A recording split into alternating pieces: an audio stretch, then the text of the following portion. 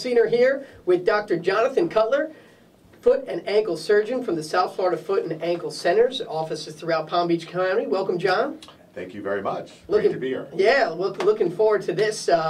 Great concept that we have here. Just medical talk, where we're going to be handling some of the biggest issues of the day that occur on the field, off the field, everything from the professional athlete to the high school kid all the way down to the weekend warrior. And we know you have 20 plus years of experience, Johns Hopkins training in foot and ankle, and have done thousands and thousands of surgeries yourself. That's correct, and I'm really excited to be here.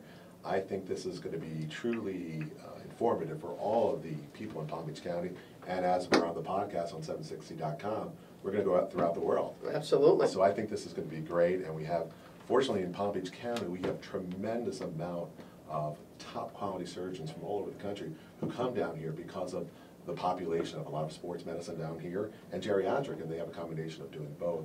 And I know that during the course of this show, we're going to get the top people to lecture and be truly informative, not only for the layperson, which I think we're trying for, but for a lot of medical professionals who aren't up to date with the latest techniques. We're going to be able to help them out too. Yeah, going to be something for everybody. You're right, from medical professionals to hearing from some of the biggest names. That we're lucky enough that some of the biggest names in sports have gone to Palm Beach County, whether they live here, whether they train here, whether they rehab here. So we're going to be able to hear from medical professionals, and we're also going to learn if you're the average guy, if you're me, not the doctor in the white coat. If you're the average guy here, and you hear words like this guy's out for the year, this guy tore his MCL, this guy has a shoulder. What does it mean and why? And by that affects us as fans, that affects us as participants, that affects us as fantasy football owners. So all different reasons why we want to be educated, and we're going to start with that when we get back. So stay with us. It's Medical Talk on ESPN 760.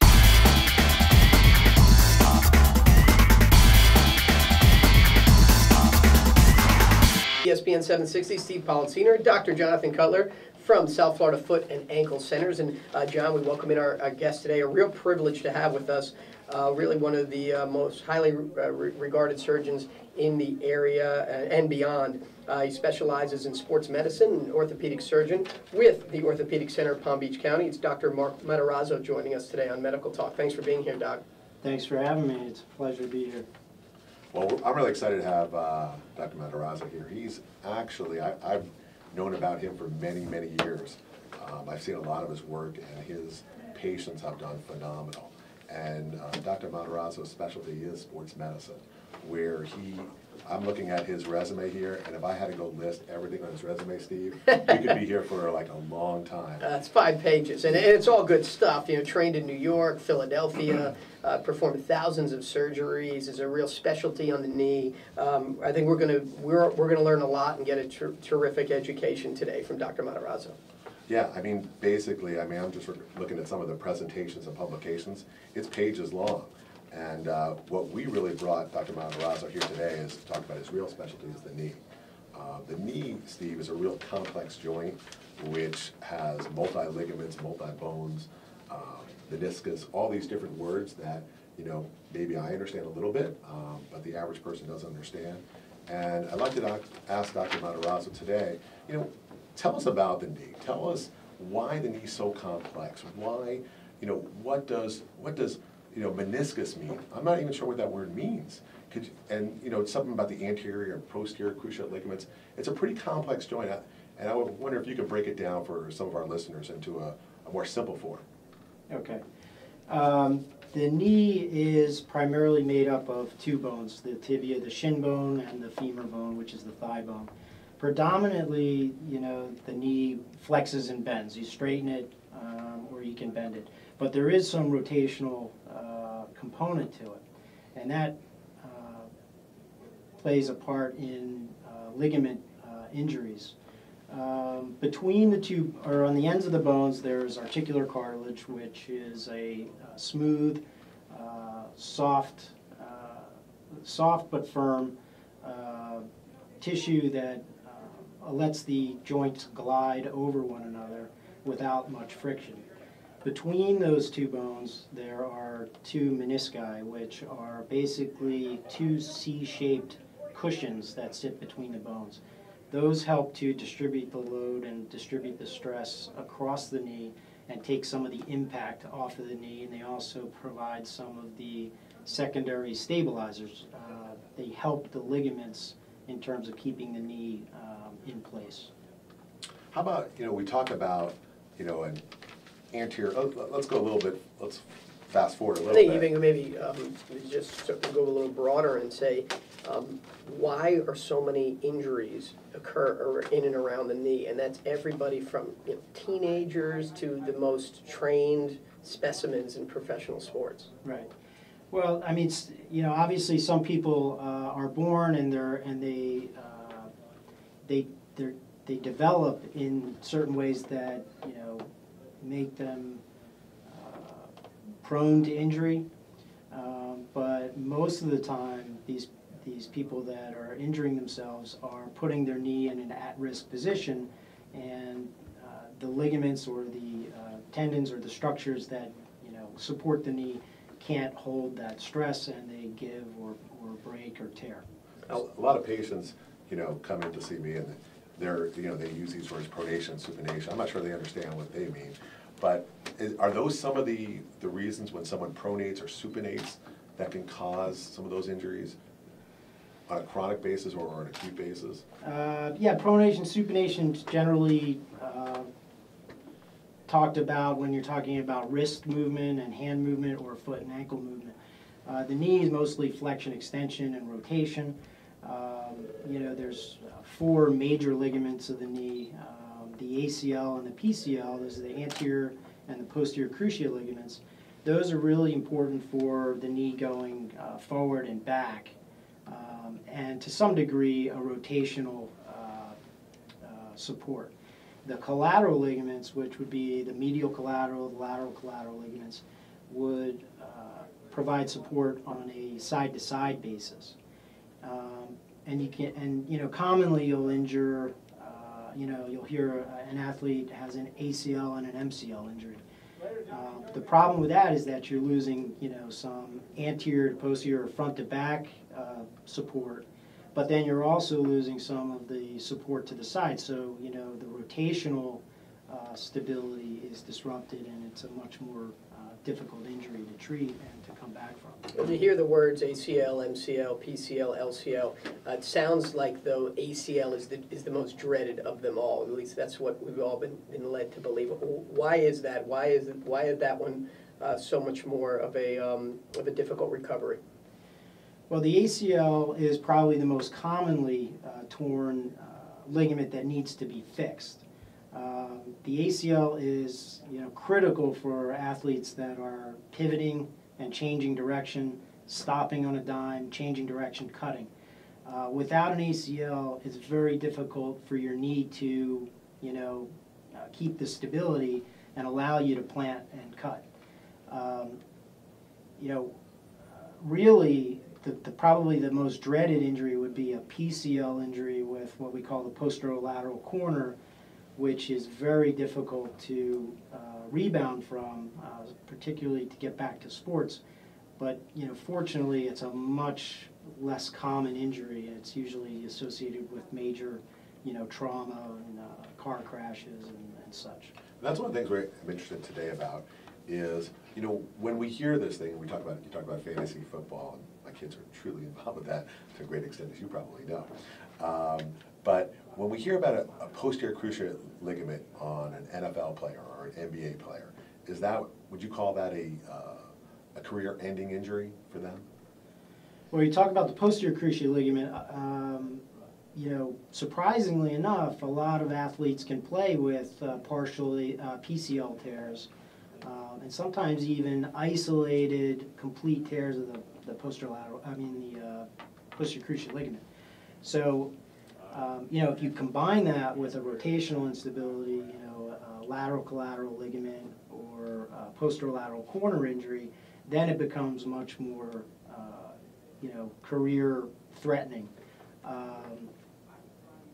Like I said, surprisingly enough, a partial PCL or even sometimes a complete PCL tear, much more tolerated by athletes than, say an ACL tear.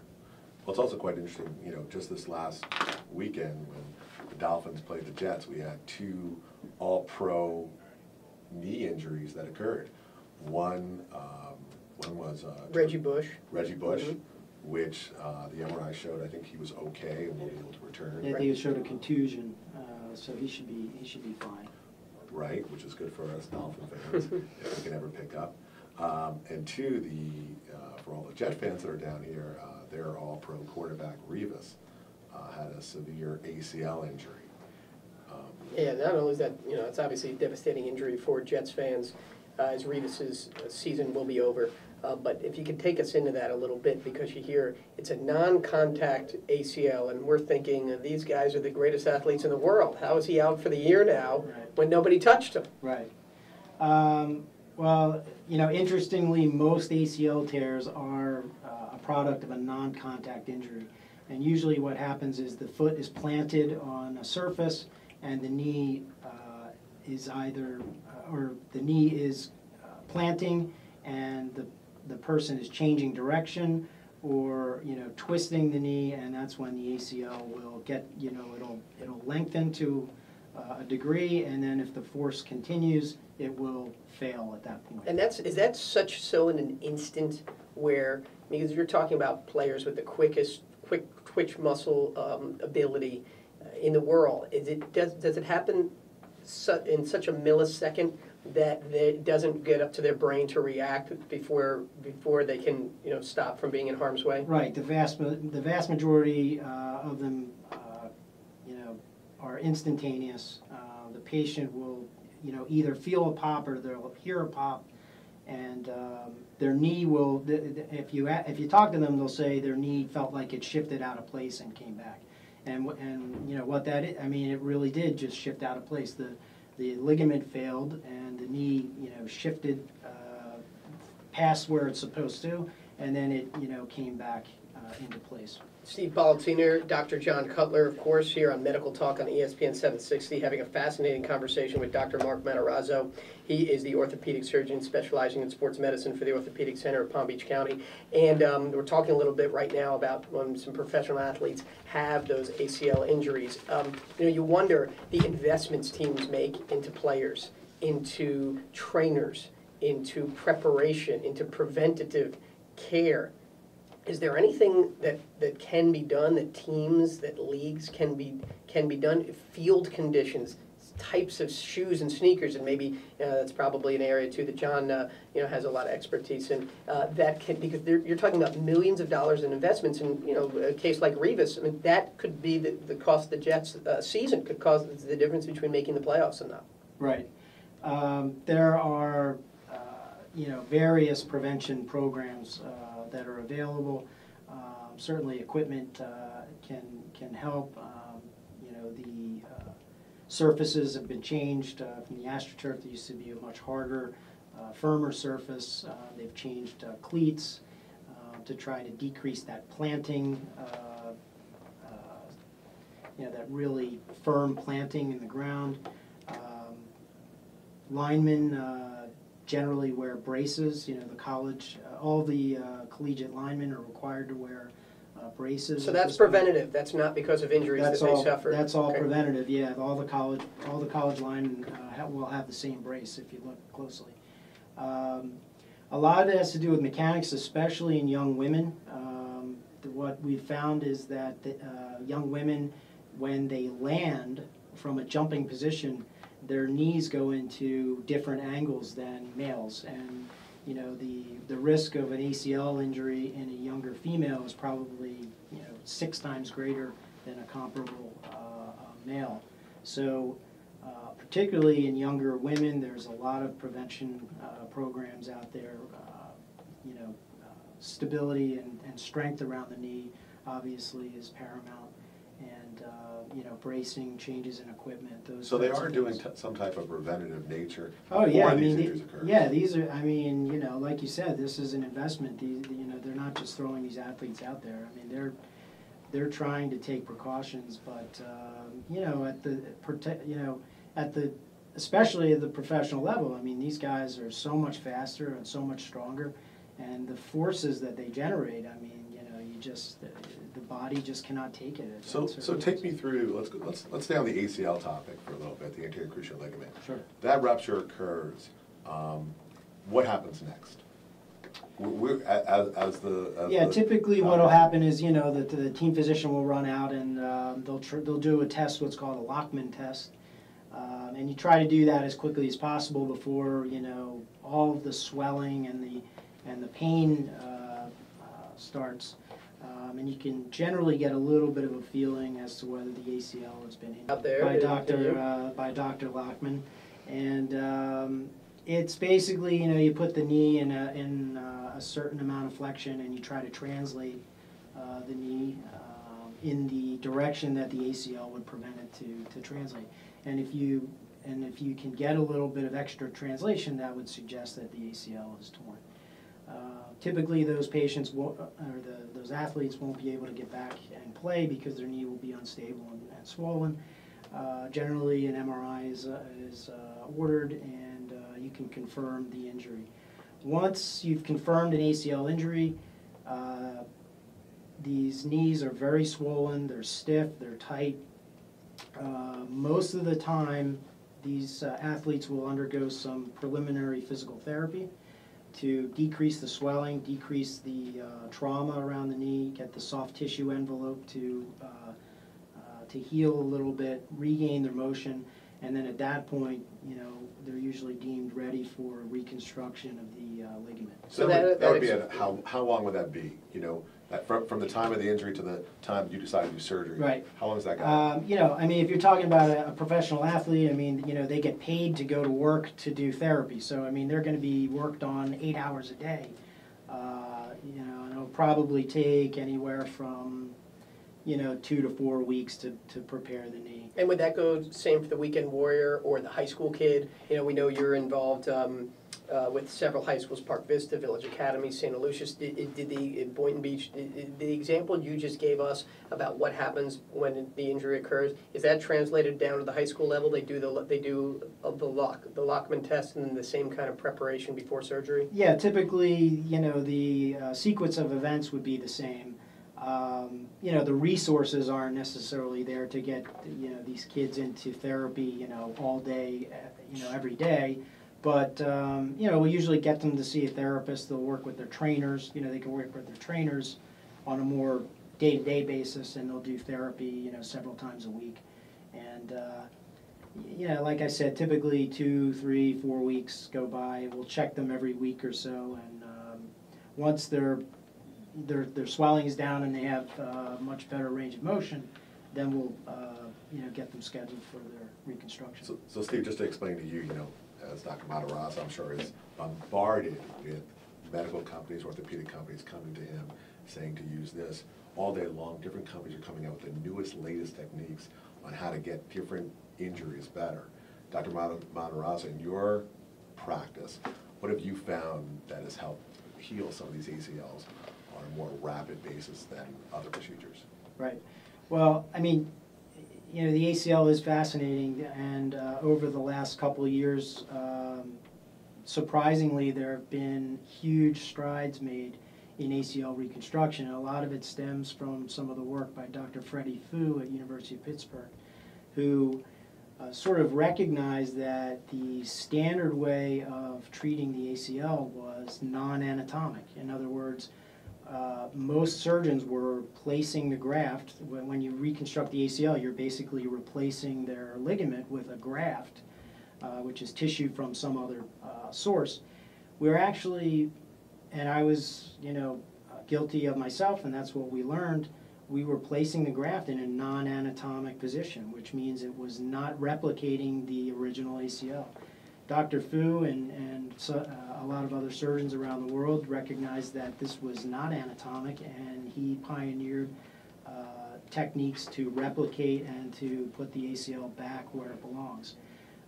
Some of the other interesting things that came out of those studies were that the ACL seems to be actually a double bundle, which means there's two bundles of ligament, and for the most part we're reconstructing just one bundle. But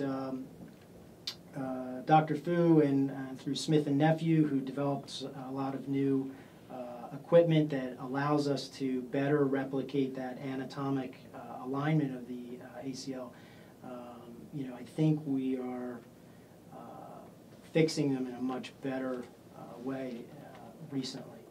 When we get back, we were going to talk a little bit more about will the length of these knee injuries or the rehabilitation of these knee injuries change? And you've heard words like stem cell therapy. What does all that mean? Dr. Mark Matarazzo is on the hot seat and will explain it all to us as we continue. You're listening to Medical Talk on ESPN 760.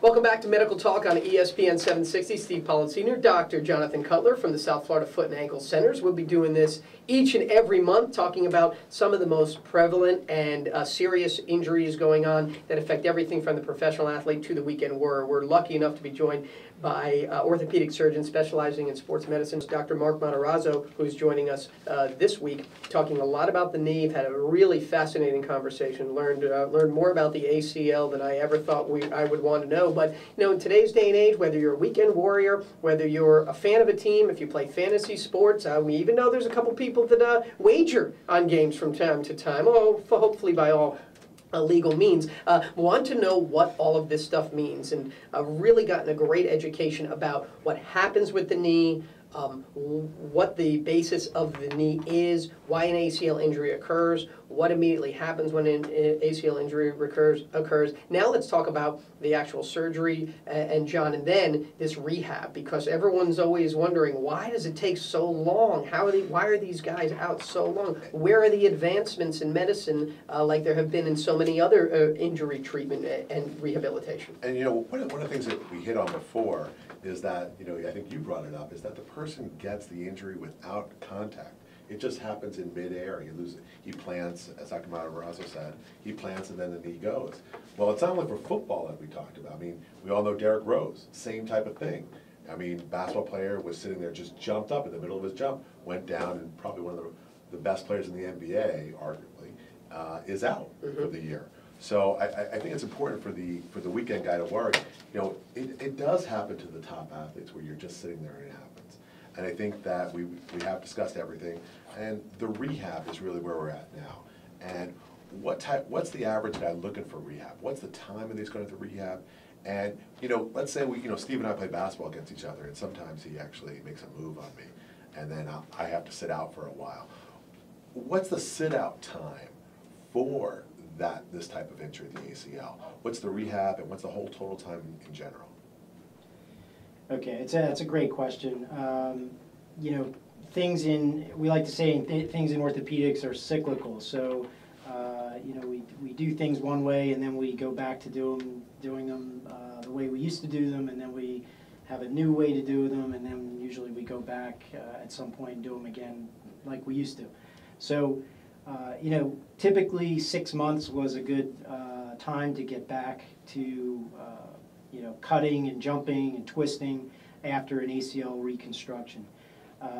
Some guys were really pushing the envelope, and not too long ago, people were trying to get back in 3 and 4 months even. Now, things are shifting a little bit more toward a more conservative approach. I would say generally people are getting back at between 6 and 9 months. I was at a big conference last year up at the University of Pittsburgh. We spent 3 days talking about the ACL. The conference was on ACLs. And the vast majority of surgeons, we all agreed that possibly we're getting these patients back a little too quickly. The graft is not mature, it's not strong enough, and that's maybe why we're seeing more failures than we would like to see. Is an ACL prone to rupture again, more so if it already has had a previous rupture? Interesting question. Actually, there's a higher risk of injuring the opposite ACL than the one that's reconstructed. That's after proper rehab and a successful return. And is that because more weight is being put on the other one as a result of the favoring the other leg? I think it's controversial. I don't think there's any one reason why there's no one reason we've identified for that, but it just happens to be that. Do you have to wear a brace after that? I mean, is that one of the reasons maybe we don't re-enter that again? Is that guys wearing that brace all the time? Yeah, braces are, controversial. Some people will put some surgeons will put their patients in a brace afterwards and some won't. I typically will prescribe an ACL brace just for protection up to about the first year. And then after that, if things are going well, I'll allow them to get out of the brace if they so desire and they feel strong enough. Dr. Matarazzo, take us into the rehab for a second, because you see stories on ESPN about the best athletes in the world, and they're struggling to do one leg extension at 10 pounds. What is going on there in the actual leg itself, and what happens in the rehab? Right. Well, first of all, the knee is undergoing a significant trauma when you reconstruct the ACL. You're drilling bone tunnels, or you're drilling holes in the bones to put the graft in the tunnels, and the graft has to heal to the bone inside the tunnels. So you're generating a lot of pain, a lot of inflammation, and a lot of blood in the knee. Once the knee fills up with blood or has fluid inside the knee, the quadriceps muscle, or your anterior thigh muscle, generally will shut down. In other words, the electric activity will be significantly diminished, and the quadriceps will essentially atrophy, or it'll soften and get smaller. So that's why it's really critical to work on strengthening after an ACL, because obviously you want the muscles around the knee to be as strong as possible so that they can protect the ligaments. They add stability and add protection to the ligaments. So, and it's very difficult to get that quadriceps back, and that's what a lot of the therapy is based on, and that's the aim of it. One other, as we kind of move from the ACL, or staying on the ACL, but move to some of the more buzzworthy topics these days. John, you hear about microfracture surgery was the big one for a while. I remember Terrell Davis was kind of one of the guys that was the most associated with never making the comeback when he was on the top of his game in the NFL. But now you're also hearing a lot about the stem cell therapy and blood spinning, and you've heard names. Some of the biggest names in sports have chosen to go overseas for some of these procedures. Is it, John, they're just not, these procedures don't have enough testing to be approved in the U.S., and of course we want to hear Dr. Matarazzo's take on all that as well. Well, that's a hot topic right now, as you said. It's stem cell therapy, it's what they call PRP, platelet-rich plasma therapy, and there's all these different types of things that are going on. And I think what happens is, Steve, these are not studied that much in this country yet. And it tends to be, the U.S. is very slow on getting new medicine in here, where Europe and other countries are much quicker in utilizing those techniques. But I do know that PRP is big here. Stem cell therapy is big here. And no significant studies that I know of, and maybe the doctor over here can help us out with that, have really shown the benefit. I can tell you on a personal note, I recently had my shoulder done, and I looked into it. I asked the doctor, who goes to lectures all over, and no real solution was given. In fact, I was listening to a doctor's show similar to this, and basically the week before the surgery, the gentleman who does the shoulder surgery at NYU Medical Center basically said he uses it only when asked for, because he can't justify the cost of it to someone who may or may not help. So if they have the money and have the resources to do it, that's when it's used. And I'd like to hear your view on that, Doc. Great topic, very complicated, actually. You mentioned stem cells and you mentioned PRP. Very different types of therapies, similar indications, similar injuries or conditions can be treated by them, but just very different types of treatment options. But they are biologic, and they are natural, and they're safe. So they do fall into that category, and they are similar in that regard. PRP, or platelet-rich plasma, is basically taking one's blood and spinning it in a centrifuge, and you are concentrating the platelets, the platelet part of the blood, into a small amount of plasma that can be re-injected into an area of injury or into an arthritic joint. There is a lot of, the issue is that there are a lot of different preparations of PRP, and there's been a lot of different indications for it, and there's been a lot of different protocols which have not really been standardized. So one man's PRP may be different from another man's PRP because of the preparation, because of the concentration of the platelets, white cells, cytokines, these types of chemicals that are in the plasma. So that's why it's been very difficult to study it. And who are some of the athletes that have done that? Well, probably the most known athletes have been going to Germany for what's called an orthokine procedure, which is where they're taking the serum of blood and they're incubating it to increase a concentration of a cytokine or a chemical in it that has a superior, or a supposedly superior, anti-inflammatory effect, and that's called interleukin-1 receptor antagonist. The problem, and the reason they're going to Germany, is because the incubation process is not allowed, it's not FDA approved in the US. So, And just, is it dangerous? Are there drawbacks, or just not enough research? no, and in fact, some of the funding to research those projects came from the US. So it has not been shown to be dangerous in any way.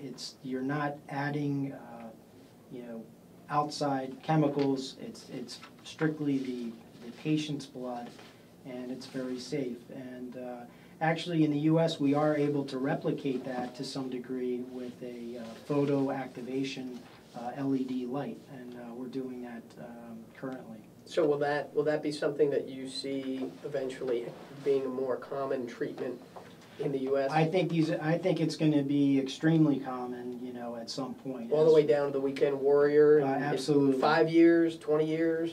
I think 5 years is probably a good number. I think we're going to make, there are multiple studies coming out every week and every month, and it's just a matter of sort of standardizing things, and we have to continue to study the molecular biology, and I think it's the wave of the future. It's one of those things that I think works for a lot of people, but we just don't know why yet. So that's the reason that the medical community is not going full force. And then I assume also you got insurance companies that are a big part of this. We haven't really gotten into that. I don't think anyone wants to be reminded about where insurance companies weigh in, but I think it should be noted that that is probably part of the holdup, is that these are all thousands and tens of thousands of dollars. I mean, I couldn't even guesstimate just what an ACL procedure, top to bottom, costs, rehab, hospital time, everything. You don't have enough time on this show to talk about that. Well, that's a great point. And just let me make this one point.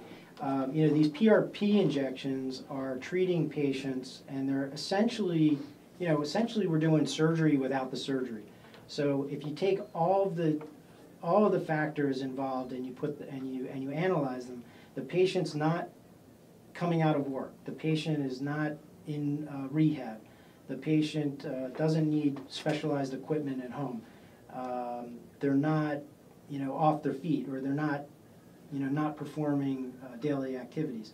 So I think if you take all those into account and the procedure is working, you're actually saving so much money in the grand scheme. But just to be clear for the layman, this wouldn't be in lieu of an ACL procedure. If you tear your ACL, you tear your ACL. Right. At this point in time, an ACL reconstruction is the gold standard.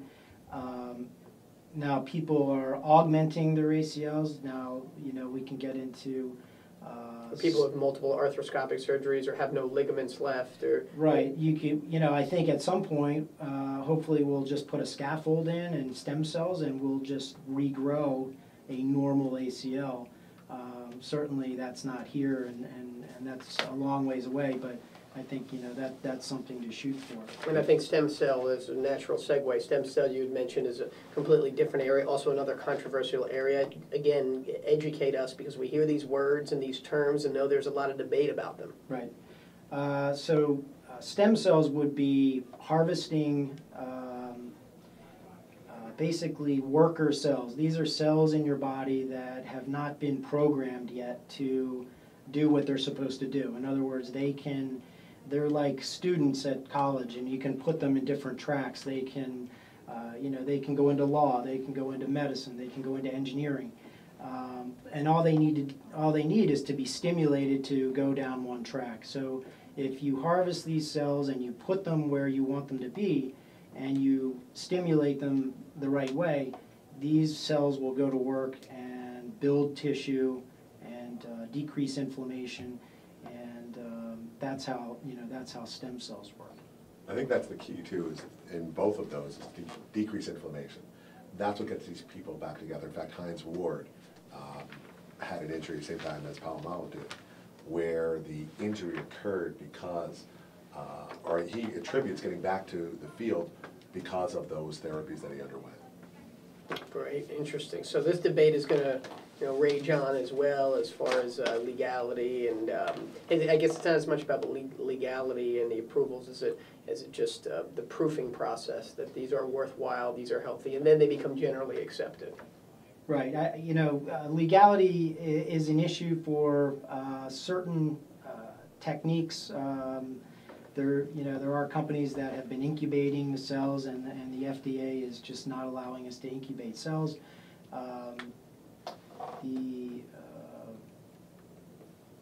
I think this could be almost a whole show on, separate, on the new treatments that go on, as far as how we can get to heal tendons and soft tissues by decreasing inflammation. I feel like you're trying to ask Dr. Matarazzo for a return visit. I think you're already trying to rebook him. Lastly, Doc, before we let you go, I'm a weekend warrior. I'm a parent of a kid. Are there some suggestions from a prevention standpoint, from a how to be careful standpoint, to ensure that you're giving yourself the best chance to succeed athletically without putting yourself in a compromising position? Well, the first thing I always tell patients is that, if they're going to compete, they have to prepare. So just like a professional football player, he's not going to sit around all summer and then just show up to the first game and start competing at that type of level. If you know you're going to compete, you have to work certain muscles that you're going to be stressing. You have to stay limber, and you have to prepare yourself for the stress that your body's going to take. There are prevention programs, and therapists are well versed in these types of programs, and they can put patients through certain exercises and re-education of muscles and landing mechanics, and these can certainly help prevent injuries going forward. Well, great. It's been really, really interesting today, John. Steve, I don't think we could have had a better first show. I agree. Or with a better person to have it come. I almost want, I don't want to jinx it. I almost want to hurt my knee just so I could go to Dr. Matarazzo. I'm with you. By the way, you can learn more about Dr. Matarazzo and everything that his practice offers at ocpbc.com.